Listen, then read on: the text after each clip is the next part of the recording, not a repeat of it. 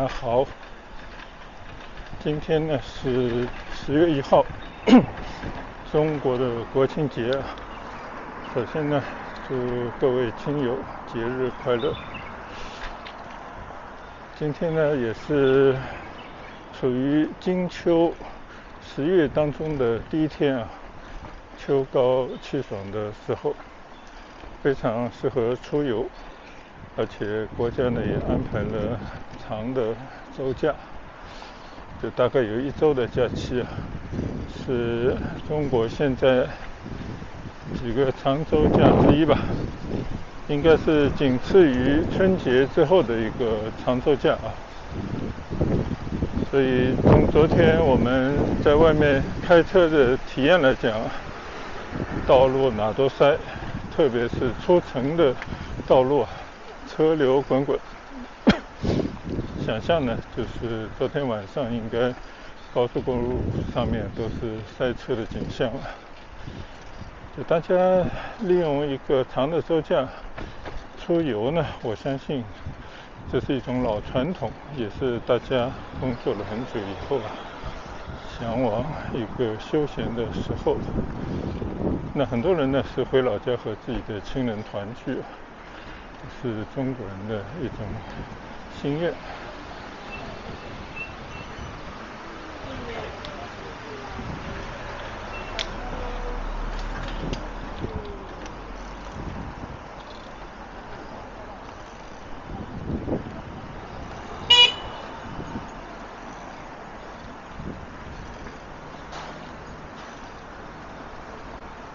好，现在呢，我出了祈福大道的大门，准备到村外去骑一圈啊。但今天真的太阳光很好，但是呢，风很大，就顶着风在骑行。大家应该听得到这个呼呼的风声，我说话声音恐怕都被这些风声给盖住。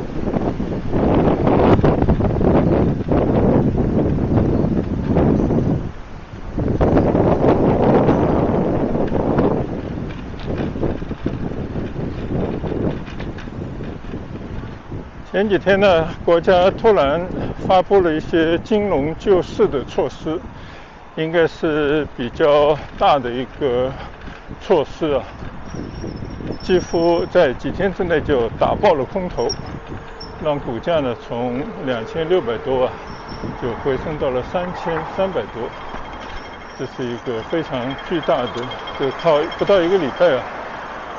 汉这个冲拔地似的这样的一种升势。最后一天呢达到了6.几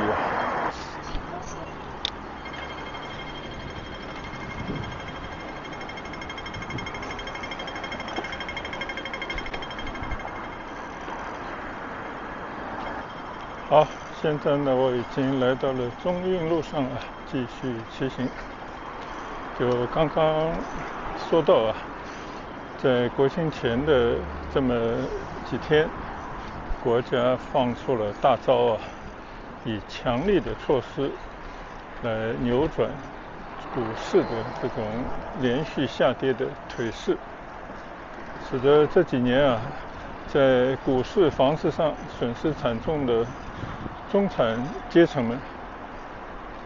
真的是久旱逢甘霖正在大家望眼欲穿，并且已经对现实失去了信念，已经躺平不知所为的大家，突然呢就被一声惊雷惊到就好像早上打开窗一看，出现了从未见过的一轮朝阳。股市呢连续几天以不可思议的速度在攀升，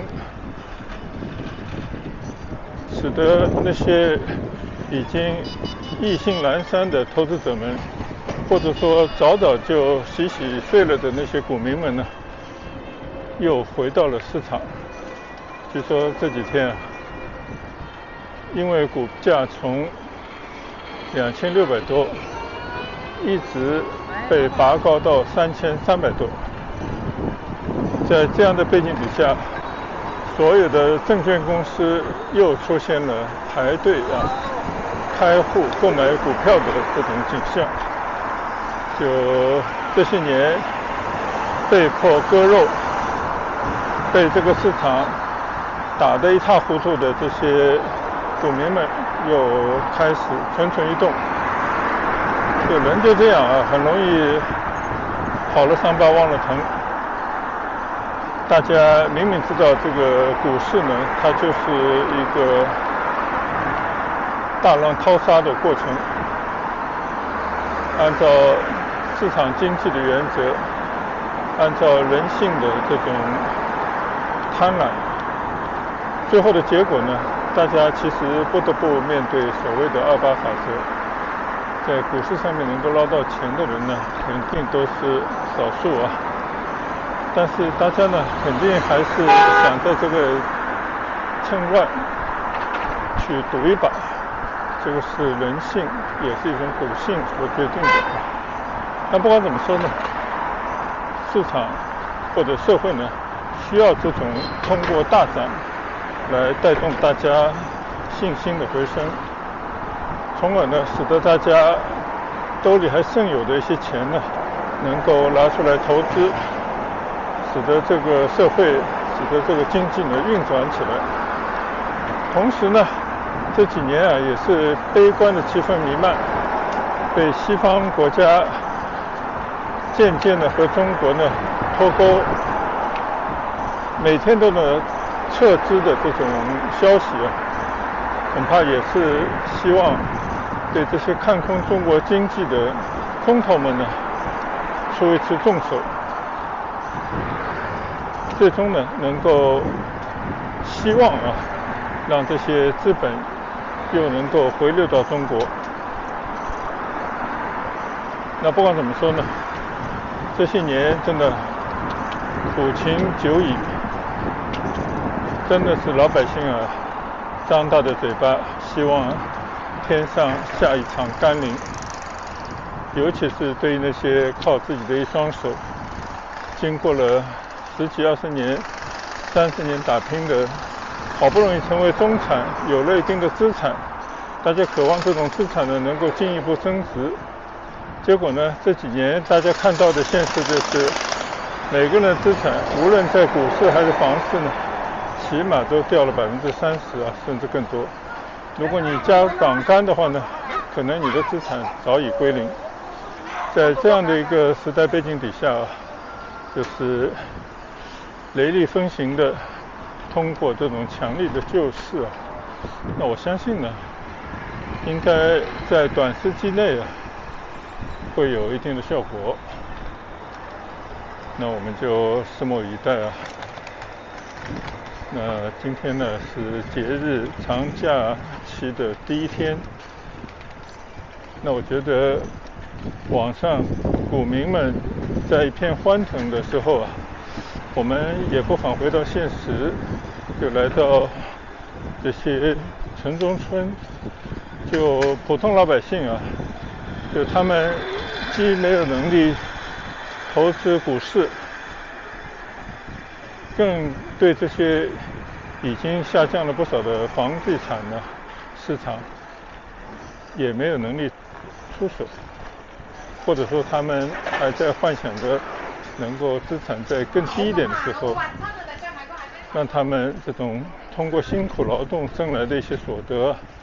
能够去支付他们的房产的房贷但是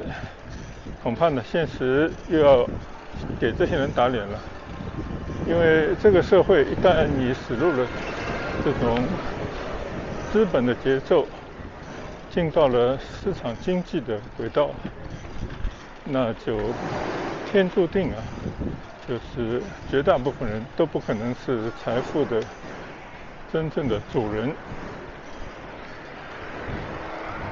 大概率呢，只有一小部分弄潮儿，或者说拥有稳定收入还必须是比较高的收入的人呢，才可以慢慢积累自己的资产。而对于普通的这些劳动者，每天都通过送餐或者工厂打工，或者是做一些相对来讲啊，就是体力劳动等等这样行业的老百姓呢，是很难在这样的一个资本社会当中找到自己的存在，更不用说积累自己的财富，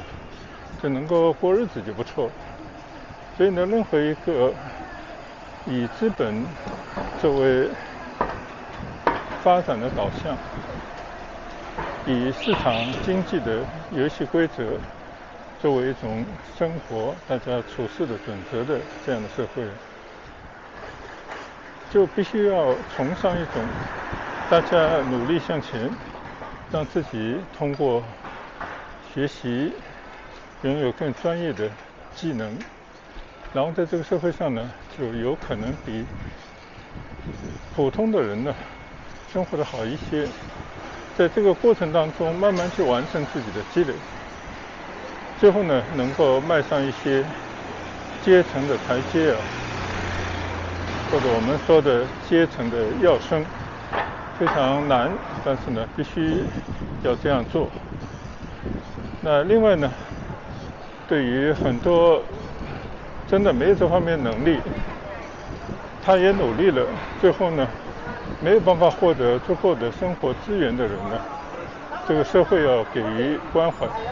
政府要出手帮这些人。那我觉得这个呢也是必须政府要行使这样的一种职能。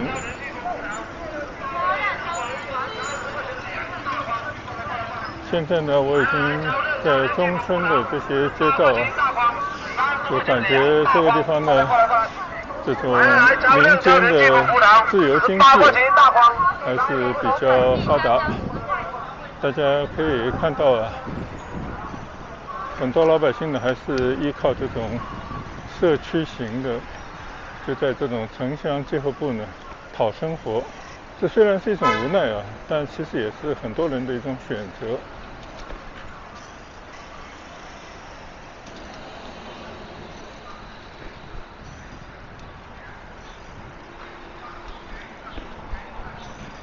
所以有时候我是觉得，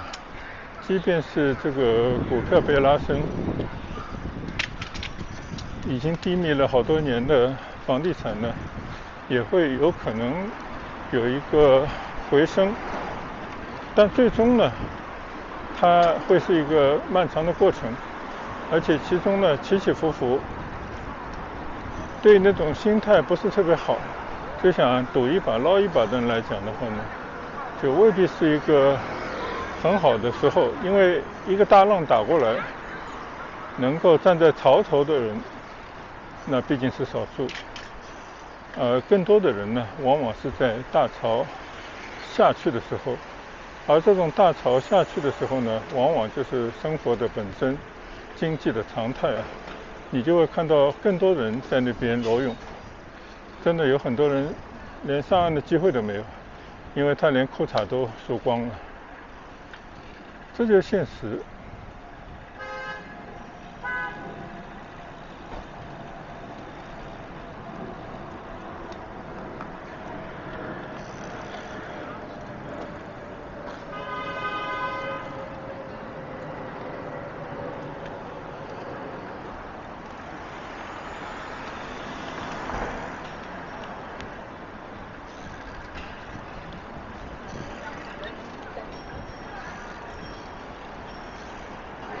现在呢，我在中村骑行。那中村呢，基本上已经没有什么田地了，就有很多的地块呢，已经改建成了商品房，或者发展成了一些城区的商业中心。大家可以看到啊，这个马路两侧呢，这种不算很高的房子吧，应该是最早置换出来，然后建成的一些商品房。就这些街道吧，在20年以前，我不知道从什么时候开始发展的这片区域啊，就当年来讲呢，确实是一片新的城区。特别是给当地人呢带来很多的从未体验过的生活。但是呢，经过20年可能更长时间的更大的发展啊，那这个地方呢，只能是安于现状的一些老百姓啊，赖以生活的地方。并且呢，我想啊，其实这个地方的业主很多已经换了一批，可能又一批了。这原因很简单，这个地方呢，它也算是城市的边缘，但是呢，也已经有了城市化的风貌。但是这些房价比之城市中心区域呢，就低了不少。所以那些想要从外地来广州生活这样的人们呢，这种地方往往是一个有可能他们踮脚能够够得着的房价，所以他们会在这边置业。那最终呢，他们就会在这边安顿下来啊。如果顺利的话，你如果在这边有工作，经过比较长的时间的一个原始积累，等到他们的下一代长大，我相信他们就是新的广州人了。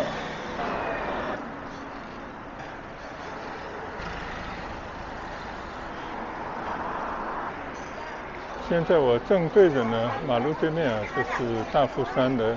北门，但我们今天就不进大夫山了啊，我们只是在周边随意的骑行一下，就看看普通老百姓的街区啊，他们的一种生活状态。在这样的节日来临之际啊，生活有什么变化？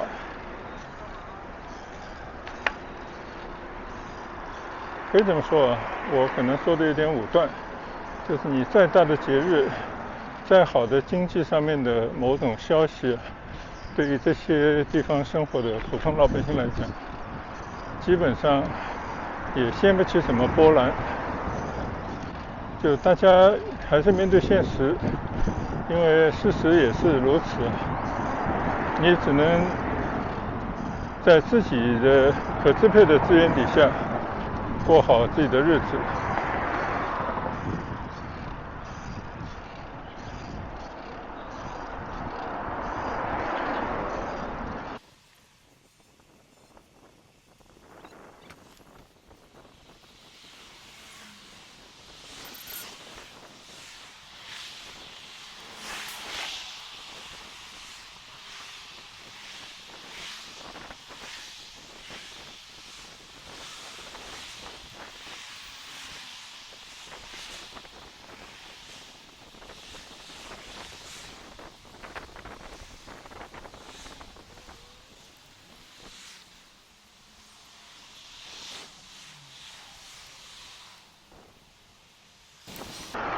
我的右侧呢，就是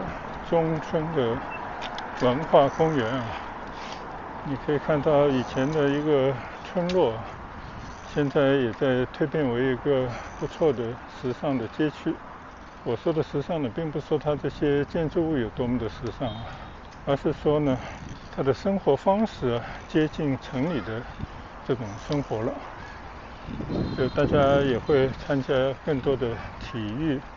文化的活动啊，就这个呢，我觉得是一种变化。就我相信下一代人，再下一代人呢，在这个地区就没有城里人、乡下人之分了。就大家的意识啊，都应该向社会时尚看齐。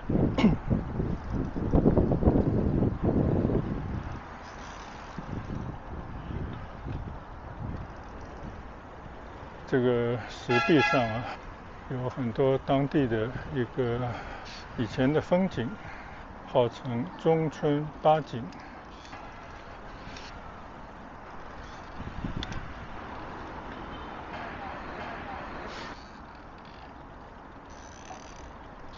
就中国人呢，还是比较愿意啊，把每一个地区、每一个社区呢，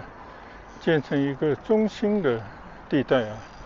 像一个中心的广场。它就是让人呢，从生活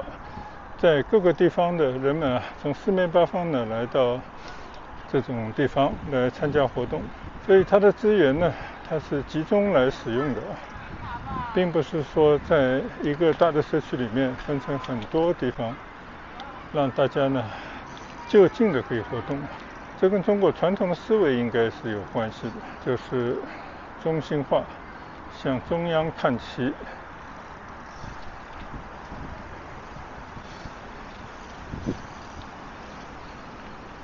所以你可以看到啊，这种地方会建一些雕塑，虽然也没什么人来问津，然后呢有很多休闲的设施。当然了，在天气好的时候啊，在一天当中的某些时段呢，确确实实也会有很多人来利用，这也是大家的一个社交的场所，或者呢就是大家在这边啊，就是彼此有个依靠啊。有人呢都是一样的啊，都是彼此需要一个相互的依靠。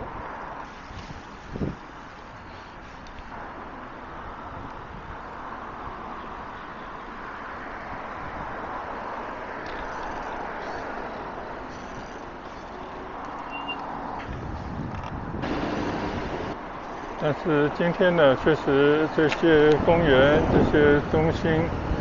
没有人，我相信呢都过节去了啊。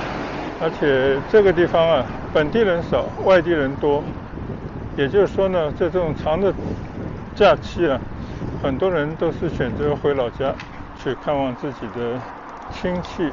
长辈啊。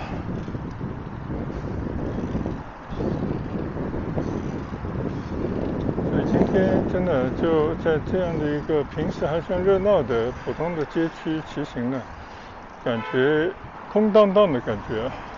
你可以看到右侧这些门店啊，大部分都关着门。那我只能是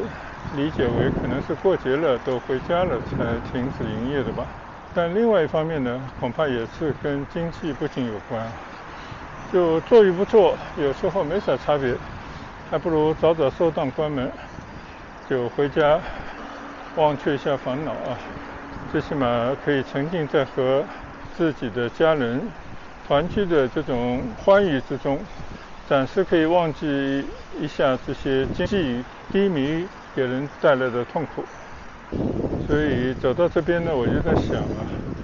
最近被拔高的股市即将要重新重拾升势的房市，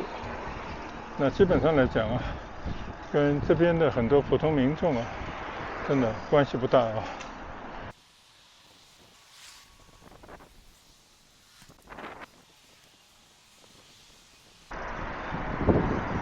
马路的左侧对面呢是雄风城，其实就是当地的乡镇的这种娱乐中心，当然也是一个商业，有沃尔玛这样的大超市啊，当然也少不了适合年轻人娱乐的，像这种电影城啊之类的。但是呢，你看看招牌啊，除了这些大的卖场以外呢，大部分都是餐馆，就总感觉中国老百姓啊，一个是好吃，另外一个呢，老实讲，很多人还没有到一个能够每天有更多的美味佳肴啊，就是把那种吃呢变成一种日常。但是现在更多的人呢，是到了周末或者一个月那么几回，和自己的家人呢来以一个改善生活或者吃一些别样口味的料理啊，以此呢来作为一种对生活的改善。所以中国人呢还是停留在一个享受美食的阶段，大概你必须要走出中产陷阱，你才有可能使得这个国家在整个的国民收入上面啊，从现在的人均可能12000-20000啊，就上升到2万、3万。那个时候的人们呢，可能就不是以吃为荣了，更多的可能就是以多元化的文体活动来作为自己愉悦的一种基础了。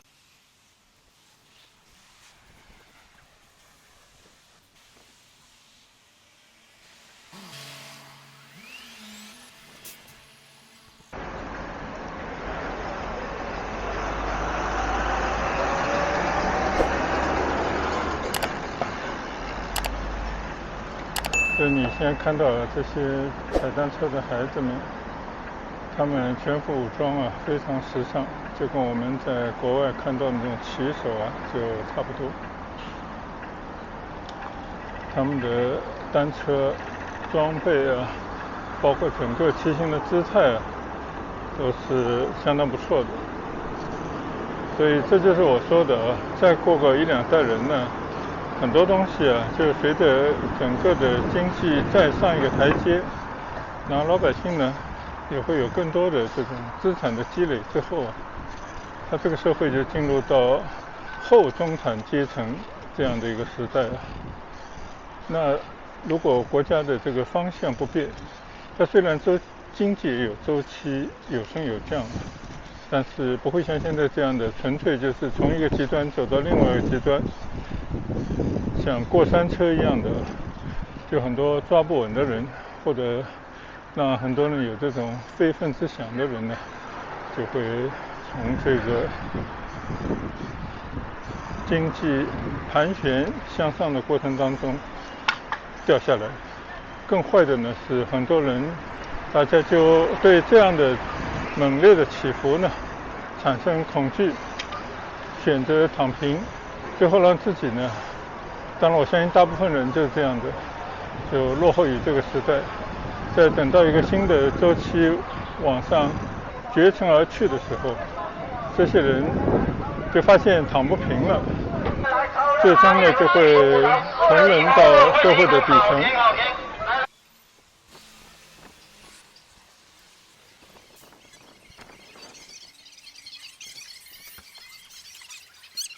现在呢，我又回到了中村这些商业街道来骑行。你看这些叫卖声啊，铺天盖地啊，生活的场景呢依然还在，大家生活的状态呢没有什么改变啊。但是呢，可以这么说，这就像一个围城，有很多人呢走进来，他不想出去，但是还有很多没有办法上岸的人呢，他连进到这个围城里面都还缺乏一些资格。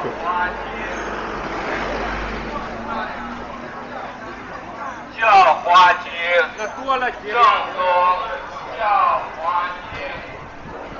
特体根土，3天见效。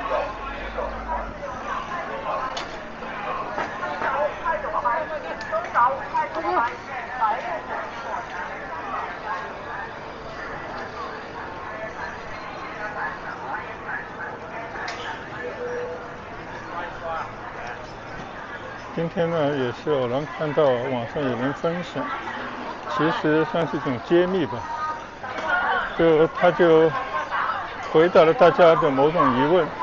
为什么在这种经济低迷的时候啊，居然很多只要50来块钱就可以 all you can eat 的这种自助餐呢，还能够那么红火，还能够活得下来，甚至还能够盈利？那一个呢，就是价格放低了以后啊，使得那种口袋里面啊，就没有那么多钱的人呢，他也想有一些性价比比较高的餐馆，并且呢，希望通过吃一餐就能够抵消1个礼拜的消耗啊，以此来增加一些营养。但殊不知呢，这个里面有人就揭示着一个很大的陷阱，就说在这样的一种自助餐的餐馆里面，他们实际上在很多的这些食材里面，在他们的拌料当中，都是放入了一些可能叫膨胀剂啊，类似这样的一种化学的原料啊，主要呢就是希望你吃了几盘食物之后呢，你的胃部啊就会产生一种胀满感，就你会觉得已经饱了。其实呢，这是一个药物的作用啊。那甚至还有一些店家呢，把一些压缩饼干，就是军队用的那种压缩的食品碾碎以后拌入这些食品或者蘸料。那你可以想象啊，这些经过水的作用以后呢，你吃到胃里面，很快就会膨胀。实际上，它这个食物的体积就会增长好几倍，那就让你会产生一种无法再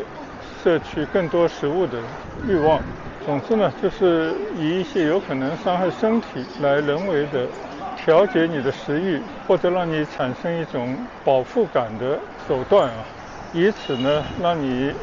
对着满满的那种食物啊，产生即刻而来的满足感。那由此呢，你就会大大减少摄取食物的这种欲望。那另外一个呢，所谓好货不便宜，便宜没好货，就有些无良的商家呢，会把那种将要变质的鱼类、肉类呢，经过反复清洗以后，照样能够端到餐桌上来。而他们为了怕你吃坏肚子，就会在那些蘸料、汤料当中呢，就放入一些止泻药，就让你吃的，即便是不洁的食物呢，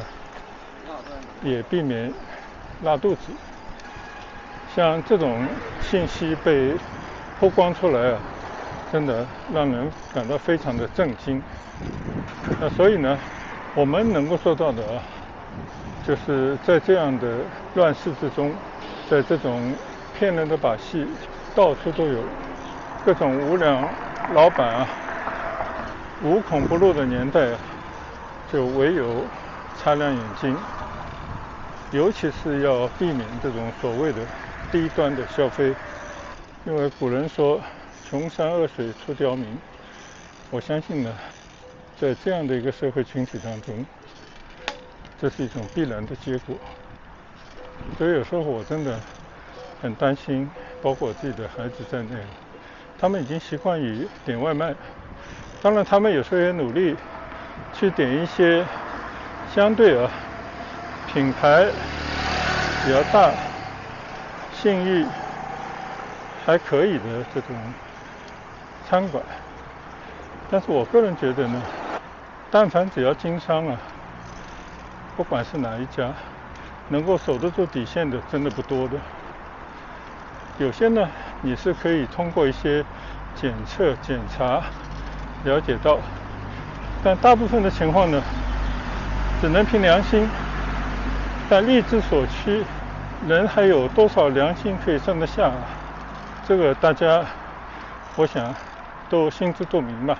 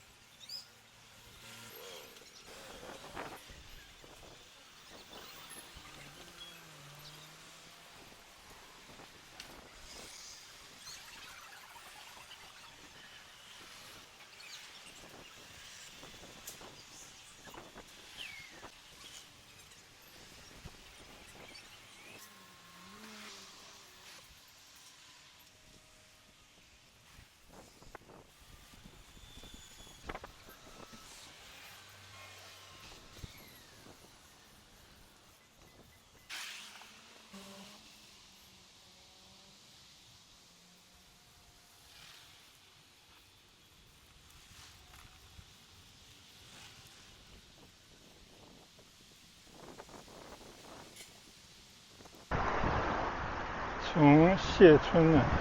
转到了市广路上的一个大坡。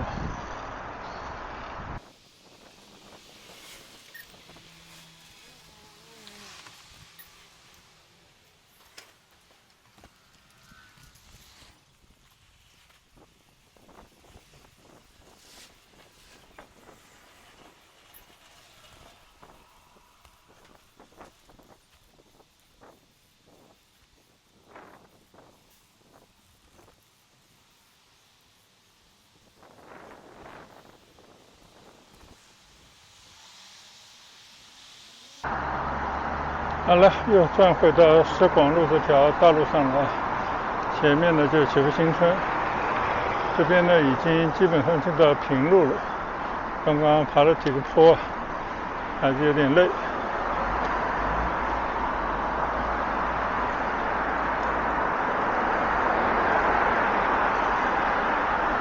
大家看到我的右侧有一些发展项目都受到经济不景的影响，或者本来呢就是投机来捞一把，捞不着呢转身就走，所以留下一些烂尾的工程。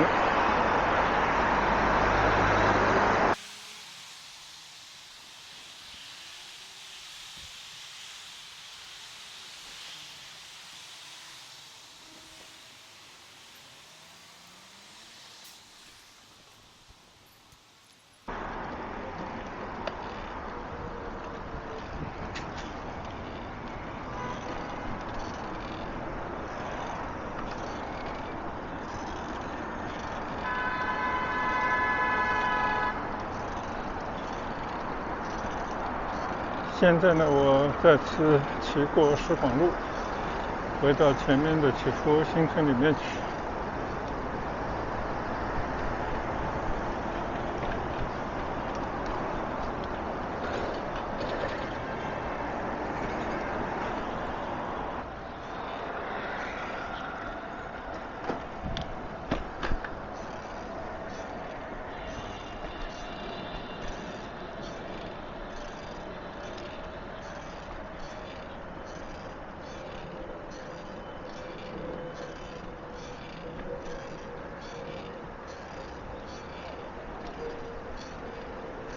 好，现在呢又回到了祈福新村这条大道了。我觉得祈福新村作为一个20来万人的新的一个算是小镇吧，其实它可以在一定的范围之内满足各种不同需要的人，但最终呢，它也是因为有一个范围，你如果不满足这个范围给你带来的这种生活的乐趣呢，你就可以搬走。那如果说你还没有能力够上这边的一些所谓的上车者，那你就还需要做更多的努力啊。我相信呢，随着时代的发展，随着这种市场经济的理念深入人心，我相信更多人呢，他慢慢就会调整一种思维和认知，就是关注他自己能够拥有，或者为了自己的梦想能够努力的去奋斗，最后呢让自己能够踮起脚来够得着自己想要的生活。所以我觉得这是一种很自然的自由经济底下的每个人可以通过自己的努力来改变自己生活人生的一条途径。但是中国社会的问题在于，大部分的人还是受到以往的那种乌托邦式的，然后在一种所谓的主流的教育引导底下的，就希望能够空手套白狼，希望自己只是为这个体系去打工，然后呢他就可以坐享这个体系得到的成果。但是这些呢，我相信最后一定会成为一个笑话。你就像这一次已经4、5年时间了吧，对于房地产的打压，本来呢我觉得是预防经济过火的一种必要的措施，但是呢却使得超过50%的人就梦想着国家要干预这个市场，希望他们以后不用太多努力，就凭3、5千块人工也能够买得起这些房子，这个真的是天方夜谭。然后呢，他们就嘲笑那些在股票市场上失利的人们，就觉得这些人的财富会一夜归零，然后呢，大家就可以过一种平等、幸福的日子。那这些呢，恐怕也是无稽之谈。我觉得基于人性就是要不断的激发自己的潜能，就承认这个社会呢有很多的不平等，因为人生来拥有同样的权利，但是呢却有不同的能耐所以在这种情况底下呢，唯有自己去奋力向上，自己一代人不行，那就几代人共同来努力。而想要靠革夫人的命来均贫富，让自己不劳而获呢，这真的是一种非常邪恶的想法，大概率呢就会让自己世世代代的贫穷下去，并且呢也会阻碍这个社会的正常的发展。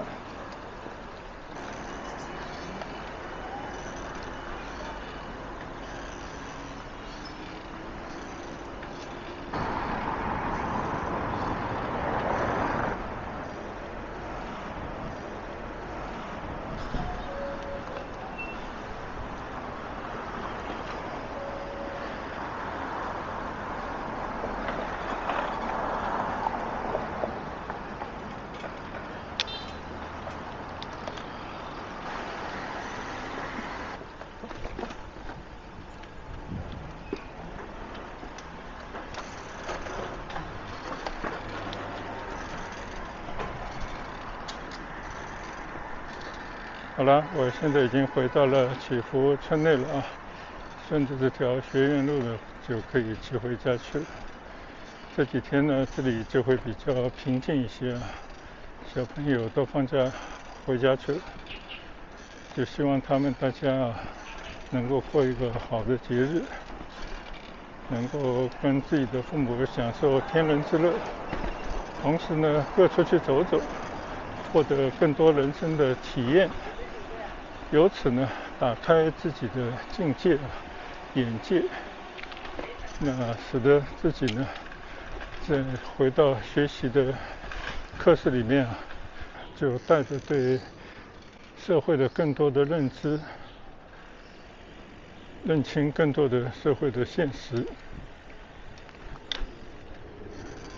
努力学习，踏踏实实的向着自己的人生的目标一步一个脚印的走下去。我相信这也是他们的父母最大的期待啊。同时呢，我相信也是达成自己美好人生的不二之选，不二之路。好了，我快到家了啊！今天国庆节长假期的第一天啊，就出来附近骑一下，回到现实，在普通的街区城中村里面看看现实中生活的人们他们的状态。好了，谢谢大家的跟随和观赏，再见，拜拜。